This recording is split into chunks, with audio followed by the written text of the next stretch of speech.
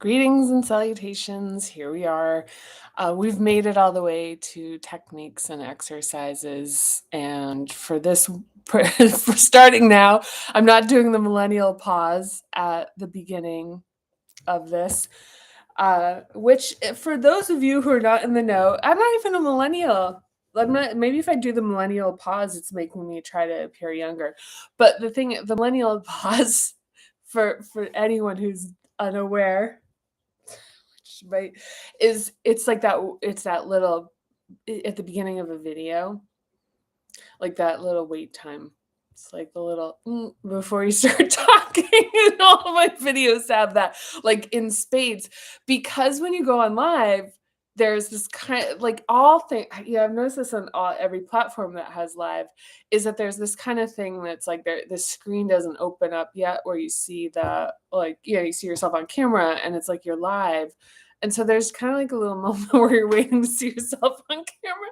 So yeah, no millennial pause tonight. Here we go. So this is like, special shout out to Mira. I had been feeling like I am so far ahead right now with the reading, and then Mira had commented, had galloped through a few of them, so I was like, all right, I've got to pick up the pace here. So I'm jumping in here, and where we are at right now is we've reached techniques and exercises for the second hub, and this is kind of I'm pretty excited about this, or yeah, excited about this, because this is where we're getting into. So in the first hub, we did a lot of stuff that's like about grounding and containment and tools that are really helpful with, when used to manage like the sense of security and sense of trust and sense of, first hub stuff. These techniques and exercises, when they are turned into a toolkit for your practices, that, and that you have them, it's really all this stuff really starts to shift like life when we have these things and we use them. So yeah, look, I'm a little bit kind of sleepy because I I accidentally played nap roulette and I fell asleep, and it took it went a little bit longer than expected, so here I am. So anyway, so I'm gonna start here because we're at the beginning of techniques and exercises, and this is page 106, and what we have here is the beginning of the techniques and exercises section. Hi. If you're following along in the book. And so the reason these were originally called the gingerbread men, and at some point it'd be kind of fun to show the different iterations of the creation of the silhouettes, now I guess you'd call them the gingerbread people. Yeah, and part of the thing with this is that, if it's really helpful as a practice to bring awareness to which part of the body there's a lot of centralized, um a lot of centralized connection to the particular hub. And in the last one we talked about pain, chronic pain. And so in the second hub, in this location, which is like the hips and the pelvis and like the sex organs, and then the psoas, which we'll get into, that type of tension. And when we're feeling it, and even, it's like, in yoga, people get really, like people like, let's do hip openers and like that, it's, I would say it's not uncommon for people to have experiences with the tension in their hips and like doing pigeon and doing opening poses leading to having like emotions.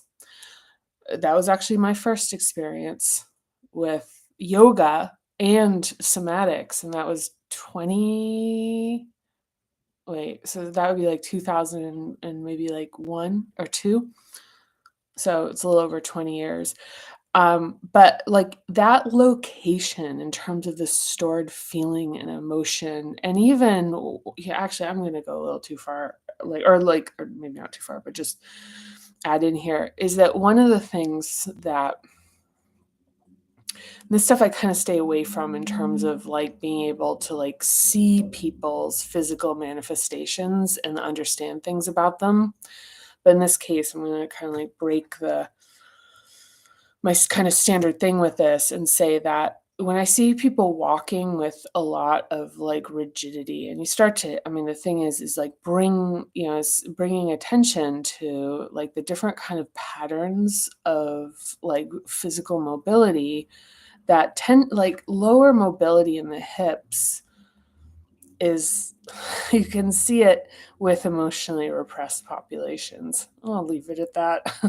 But that you also see in cultures that are really like very adept at processing trauma, that there's a lot of physical movement, a lot of dancing, a lot of hips and stuff that winds up by repressed cultures being like viewed sort of like, oh my God, that's so inappropriate or whatever. Um, but like, one of the things is just watching people walk. Now, and a note on this, and this is a digression, of course, which is these, some sessions, these are better than others for this. Um, yeah, I don't know, it's just this is what's kinda coming up, is that one of the reasons actually, I'm gonna even put the book down for this. There's a really important reason that this book is written from the inside out. This is written from as a owner's manual and as a direct experience about evaluating our own direct experience, about evaluating ourselves and consciously shifting ourselves, is that when we externalize this knowledge, it winds up just becoming another procrastination for our own evolution. And what I mean by that is if we're looking at somebody with stiff hips walking down the street and feeling like, wow, I know something about them, it's like, oh, now I have kind of another sort of protection or judgment about that person that, it's like, wow, some type of upper hand. Um, you know, that that's just, I mean, one of the things, it's just delaying the work, the process, the promise, the possibility of what happens when we're actually doing our own work, because everything is radiating from us, and all judgment, all criticism, all this stuff, is just anything where we're waiting for others to change instead of doing the hard work of changing ourselves. And when we change ourselves, everything else changes. So even the way that we're understanding others and relating to them shifts. Yeah. And yeah, I guess I could really go pretty far afield on this, but in this particular case, I think that feels like a good place to leave that. So yeah, I guess that's the note on the thing of like leaving it like when we notice and when we learn the things about the hubs and we learn this framework that like being particularly mindful about its function as being something that is about like where like emanating from within, instead of looking outside of ourselves and looking to um kind of control our notions of the outside world.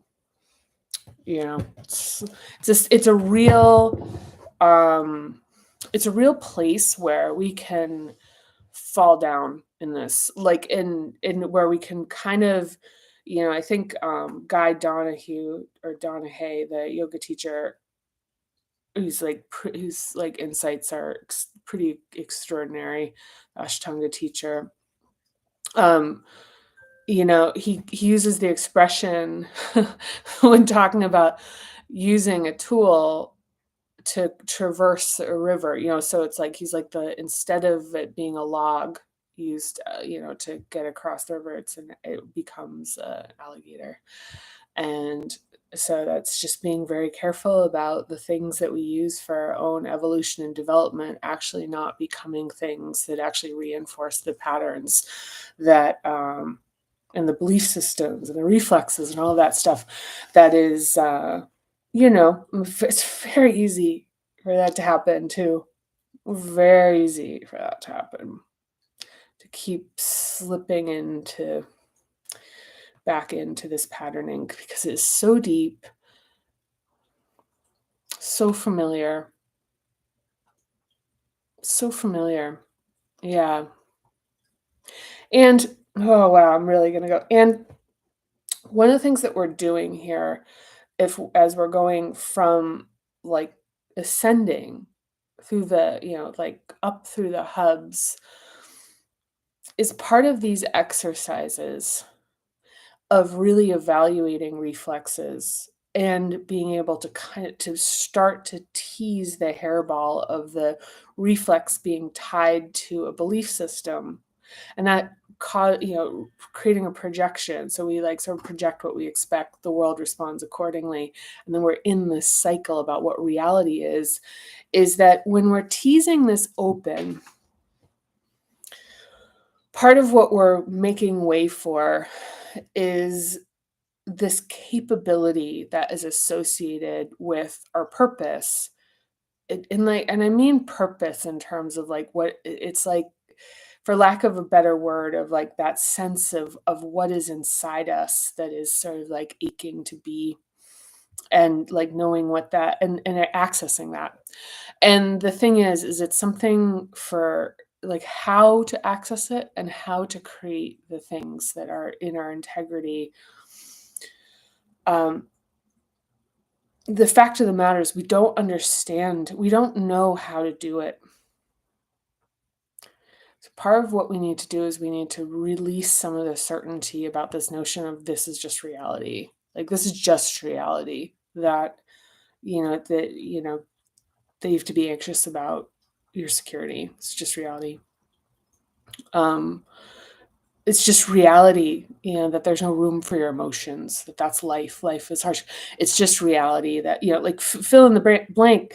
And back to the thing is these things get reinforced because they have reflexive unconscious behaviors. We've tied them to a belief system. That belief system, then we have the projection of it, and then the world responds to it, and then we're like in this kind of like in this hairball and teasing it out.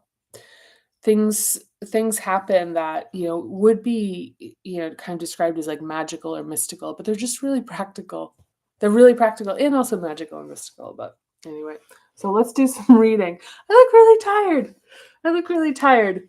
I'm not tired. I just look tired. But okay, so I want to talk about the prompts before we do some of the reading here. And so techniques and exercises. Ta-da! So the two prompts. So if we remember in the first hub, what we're doing is like we're really bringing contact to our feet on the ground. We're like softening our knees a bit, and then we're releasing our bum, like that tightness. So what we're doing is we're really trying to like create contact with the earth and like the ground rather, and kind of loosen ourselves so we're not cutting off the circuit of our connection. Now, in the second hub, it's like kind of the force where we're like gently swaying or rocking the hips and pelvis and relaxing the lower stomach muscles. This one's really hard for people because it's like the idea of letting your stomach kind of like pop out a little bit. Many folks have a like literally have a little kind of like sucking in kind of motion like their abdomen tonality. So, I mean, just to even like just kind of like release that tummy. And this is something that it comes from the Alexander Lowen somatic work, which is really profound stuff, which is like just, it's like Look, you don't have to, like, stay with your tummy, like, kinda popped out, but just to kinda, like, have the sweetness of that. So it's like you move your hips a little bit, and then you just kinda, like, let your tummy soften, so it's like a little tummy. There's kind of a, like, delicious sort of just kind of baby sweetness to this. So, all right, those are the prompts. You heard them here.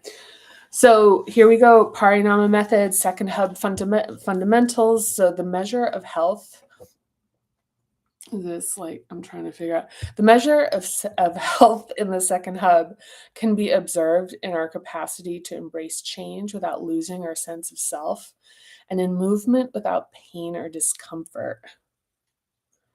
Yeah, I'm gonna read that again. The measure of health in the second hub can be observed in our capacity to embrace change without losing our sense of self, and in movement without pain or discomfort.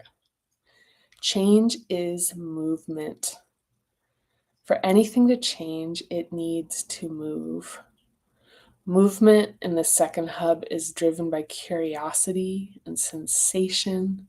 We move because it feels good and reclaim a relationship with feeling that centers around an uncomplicated, simple sense of curiosity. Nice. We reclaim our emotions as naturally arising, knowing they communicate with the world around us when we express them. Next, in the third hub, preferences and aversions inform direction and focused action. But before we can get there, in the second hub, we establish movement that doesn't require a specific outcome and is simply satisfied by exploring sensation. Let's take a breath together. It's so nice. It really, I mean, yeah. And I've been doing a hub a month, and I'm coming out of the second hub as a practice. And part of that has been like in the developing of materials and tools um, for folks. And coming into the third hub right now, and actually, it kind of might be even worth mentioning is that in the second hub, there can really be a sense because there's an aimlessness to it and kind of a timelessness, like the thing about like pleasure being just really for the experience and the sensation, not for a purpose.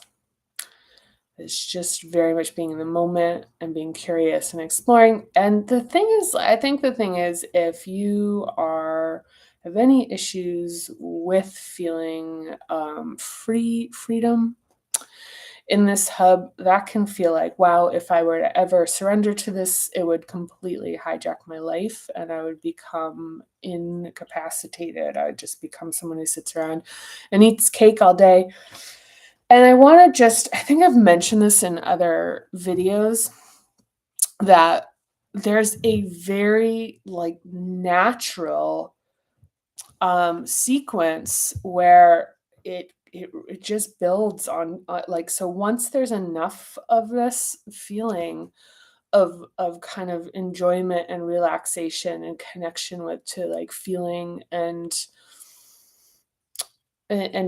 honest and pleasure, I guess I'd call it, like, that there's just a natural arising for kind of to be, like, doing things, to be working and creating a bit like structure. Structure just naturally becomes informed by this, which is imagine it'd be kind of a hard thing to hear, it's like one of those weird things I think needs to be experiential, but it's like, first you have to trust I mean, what yeah, chicken egg. Anyway, so once you feel physically safe, change and movement become a welcome counterbalance. Movement and change thrive with the solidity of a first hub foundation. Second hub can hold a surprising amount of emotional intensity. In second hub restoration, we don't look away from discomfort and pain. We want to hear it out and let it pass through. If we don't have time and bandwidth to process it, we can at least tell our pain. I may not be able to do anything right now, but I can listen. Tell me what you need me to know. Emotions and pain tend to pass when expressed in ways that are safe and contained. Stay with yourself, go slowly, and pause when needed. If at any point you begin to feel distressed while practicing these exercises, bring yourself back to the safe place established in the first hub. Put your feet in the grass. Use the VU sound in chapter 8. That's the polyvagal. You breathe in and creating vibration. Exhale with a sound of VU. Or reach out to a friend or professional for support. Restoration of all hubs consists of the knowledge that you're important and deserve physical and emotional support, regardless of previous experience. And what I mean by that is back to this notion of like, well, that's just reality. Nobody cares. That's not true. It's just previous experience. Reality, like the notion of like reality is it should be like, really, that's just what I've experienced so far. I wish I could come up with a real quick on the fly kind of like like sort of catchy thing, but reality, like real, it real like reality, like it would be really good to be like, really, it's just what like based off my experiences so far. Um, so yeah, like people do care. I care. I care. Like, yeah, I used to think that. I used to kind of feel because my own reality in this new catchy notion of reality just being like what of our previous experience is that was just the thing about like diminishing my physical and emotional needs because it was kind like it's like it's all I was gonna get was a small, if not minuscule, if not like zero support.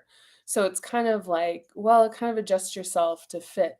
And it's sort of like, and then it's like informs this reality worldview, which is like, that's just what's available. And that's not what's available. And then you tack on to that seeing people that freely their reality is that you get a lot of support and a lot of love and people care. You see that and that can be really activating. It's like, oh my God, they're so entitled, or oh my God, look, they expect everyone to take all this time. And it's like, yeah, no, they actually like realize that like how they feel what their needs are matter. So it's like people that annoy us are really good teachers. They're really like showing us our like reality, the limits of our reality. So okay, so the physical the primary physical locations of the second hub are in the hips, pelvis, lower back, and abdomen. And the hub is expressed in both physical and emotional movement. The epicenter of second hub is the psoas muscle that tethers the legs to the back.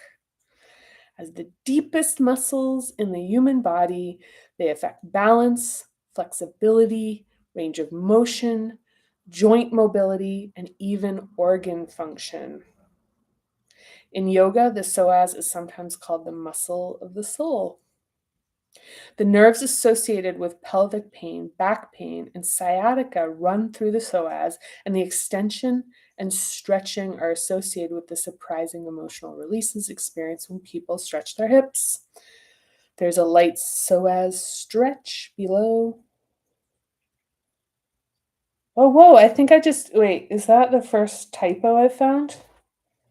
Oh my God, I found a typo. Listen, mark everybody, gather around.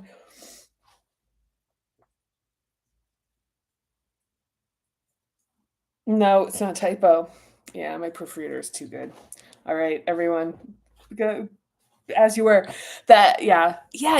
It's so one thing I'll say is, is that in creating this book, it really, really mattered to me about what your experience would be with it.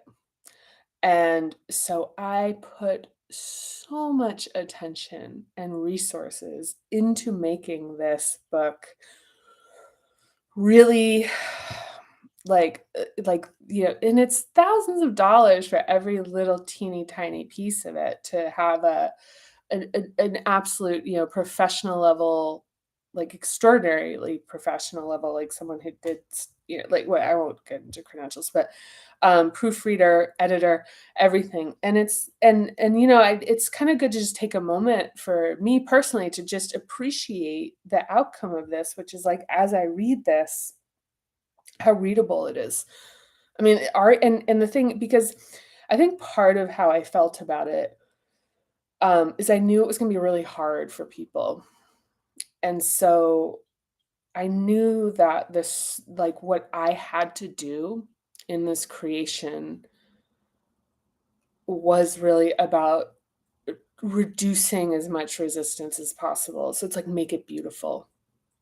Make it beautiful.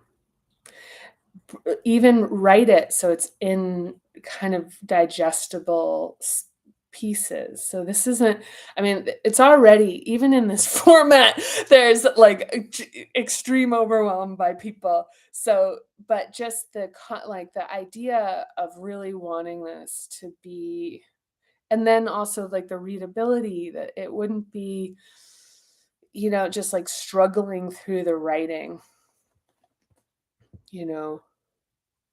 It's kinda great too. I mean, yeah, I have so much I could say because I talked to my editor today. We just caught up. I mean, you edit a book like this and it kinda changes your lives in a major way. So, yeah, it's like that process, you don't really kinda go back to life as usual after that. And I that's a whole other thing about what happened to both of us in that process. So, I'm gonna read a little bit more and then I'm gonna wrap it up, I think. I'm having a little too much fun right now. I feel like yeah, I feel like I'm having too much fun. Too much fun. I need to tighten it up. All right, the right to feel, expanding the container. God, the thing is with this is it's like this book is it's like every page has like a life it like has a universe of contemplation and in it. And I actually just want to kind of like draw a sort of caveat on this because if this sounds I'm talking about like my creation, and like every page is just like absolutely glorious, is that this book is created, it's very meta, by the same mechanism that it ultimately is pointing towards for you in your creation of things, which is in the 12th chapter when we get into how you actually like get into a space of inquiry and asking questions and being able to follow where the responses come from and draw that together because this book I just talked about, how like extraordinary it is. This came is just it's so beyond me, like where this came from. It was just really about the very process that is explained in this book about how to build incredible things. So, okay, here we go. Let's see if we can get through this page. My God. Okay. Okay, the right to feel, expanding the container. So this hub has a sweet and special quality, taking its cue from the baby version of ourselves, with unself with unself-conscious self-gratification, coupled with unapologetic aversion to things we don't like. Reclaiming the part of ourselves, reclaiming this part of ourselves means finding the capacity to say, I want more without feeling the need to earn it or feel guilt and saying no, or that's enough, or just that's enough, and allowing ourselves to dislike something without second guessing it. Of course, the adult version of saying yuck to something benefits from a little more diplomacy than we'd expect from a baby or toddler. but still carries the strength and clarity of preference. And guilt. I'm going to read the guilt part and then I'm going to wrap it up. So, guilt. This is the hub of gratification and guilt. The shadow of this hub interrupts the achievement of satisfaction. However, self gratification is often considered taboo. Not many so called responsible people are great at fitting it into a balanced identity. Thoughts like, I shouldn't be doing this, or it is irresponsible. When resting, eating, having sex, or otherwise indulging cuts off satisfaction before it can be fully achieved. And when satisfaction isn't achieved, the craving doesn't get subdued. If we truly savor dessert, rest, or a glass of wine without the circuit breaker of guilt, the compulsion to have more naturally recedes as we enjoy.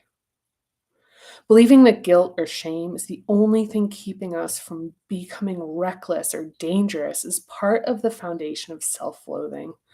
Our nature is not inherently bad and not in constant need of policing, but expressing guilt and shame inflicts suppressions that can make people unpredictable. Okay, I'm going to reread that. But suppressing guilt and shame inflicts suppressions that can make people unpredictable and even or potentially dangerous.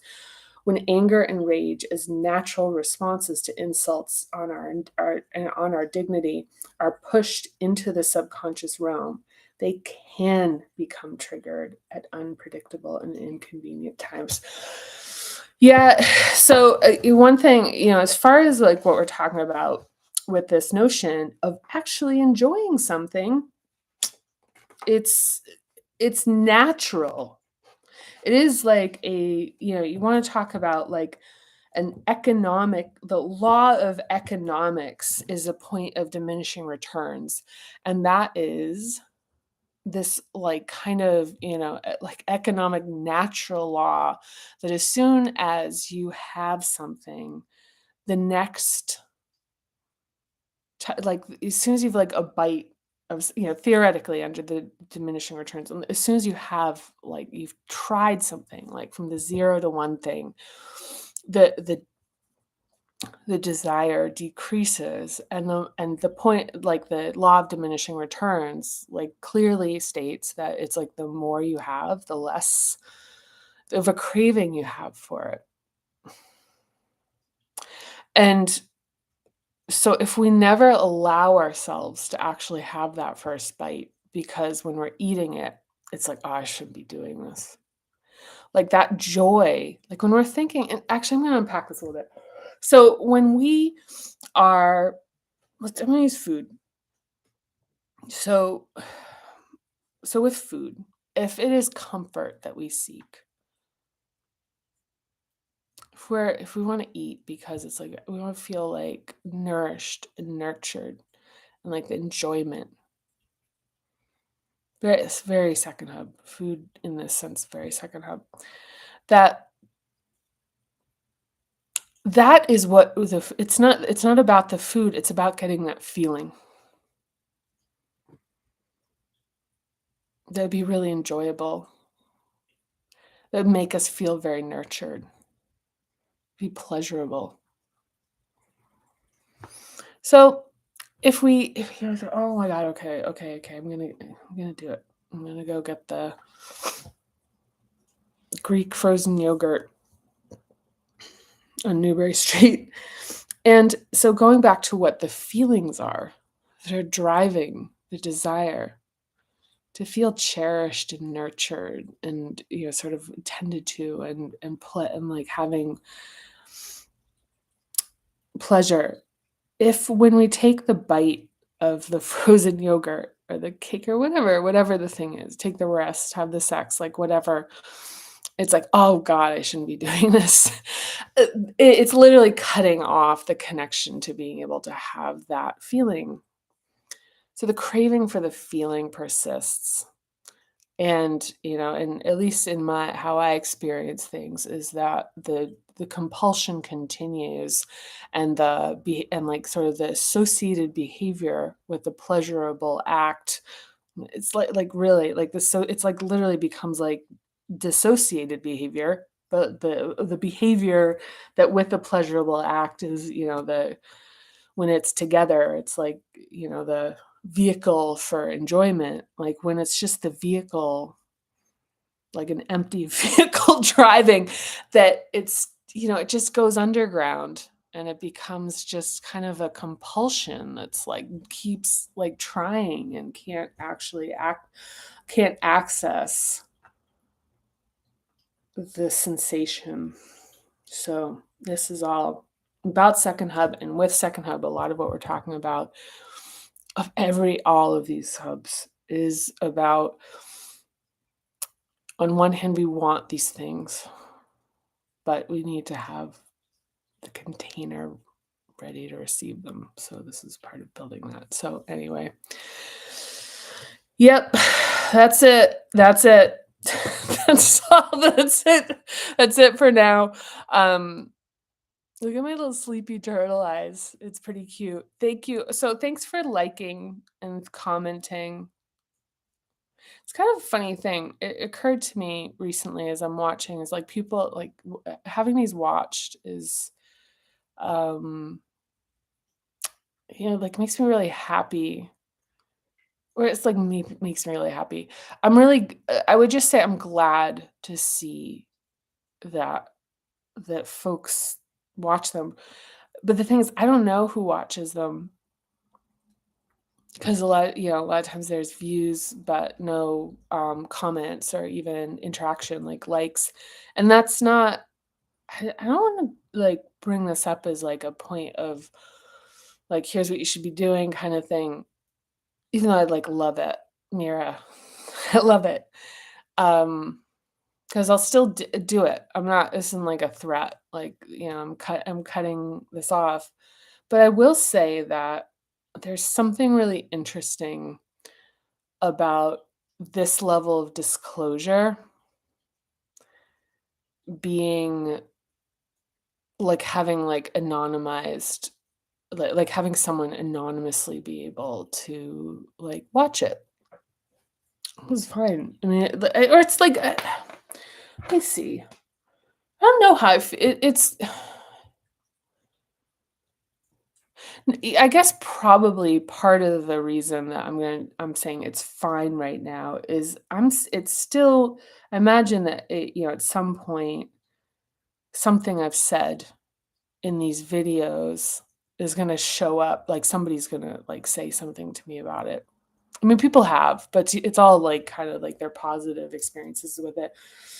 But that somebody will read it in a way that is like not how I intended it, or maybe how I intended it and take like umbrage with it, or be upset about it, and that's actually super fine. I guess maybe the thing about being misunderstood, actually I don't have a problem with any of it. We just worked that out. Thanks. See, we worked that out. Yeah, it's all good. There's nothing to really hide here. Yeah. So anyhow, I absolutely love you. Thank you. Thank you for being a part of this, and like thank you for joining me.